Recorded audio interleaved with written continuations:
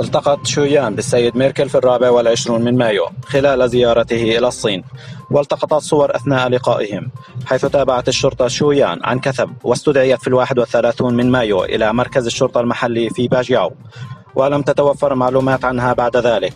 وفي نفس السياق اقتيت زوج شويان يو وينشينغ من منزله في يناير من هذا العام، وتم اعتقاله بتهمة التحريض على سلطة الدولة وإعاقة العمل الرسمي. وقالت زوجته إنه لا يوجد أي معلومات عنه منذ ذلك الحين، وهي متخوفة على زوجها يو وينشينغ. في منطقة شينجيانغ ذاتية الحكم لقومية الإيغور تركستان الشرقية المحتلة من قبل الصين، ألقت الحكومة الصينية القبض على العديد من الأبرياء والأجانب، وسجنوا فيما يسمى مراكز التدريب والتعليم الثقافي، حيث قدمت عائلات وأطفال المحتجزين الأجانب عريضة تتعلق بالإفراج عن أهاليهم إلى القنصلية الصينية في كازاخستان، وتمت الاستجابة للشخص المتحدث باسم هذه العائلات، حيث رفضت القنصلية الصينية الطلب المقدم.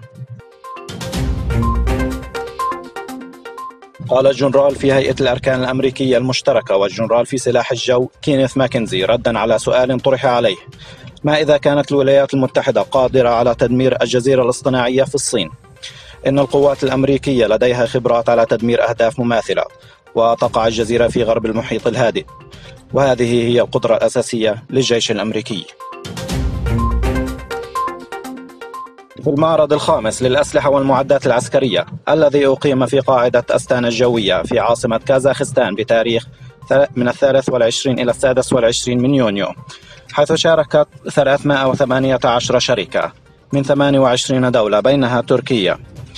ووفقا لأخبار ستار التركية، وقعت شركة تصنيع الصواريخ التركية وكازاخستان مذكرة تفاهم لتطوير الصواريخ بشكل مشترك. ذكرت صحيفة وول ستريت جورنال في الأول من يونيو إن إدارة ترامب ستفرض رسوم جمركية على الواردات من منتجات الصلب والألمنيوم من كندا والمكسيك والاتحاد الأوروبي ابتداء من 31 مايو. وأثارت هذه الخطة خطر اندلاع حرب تجارية بين الولايات المتحدة وبعض من أقرب حلفائها، وأشار الحلفاء أنه سيتم الرد على هذه الخطوة.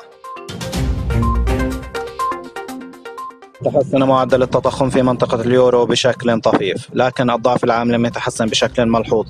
ووفقا لبيانات يوروستات، إذ انخفض معدل البطالة في الاتحاد الأوروبي من 8.6% في مارس إلى 8.5% في أبريل، وهو أدنى مستوى منذ الأزمة المالية عام 2008، ومن المتوقع أن يستمر انخفاضه في مايو.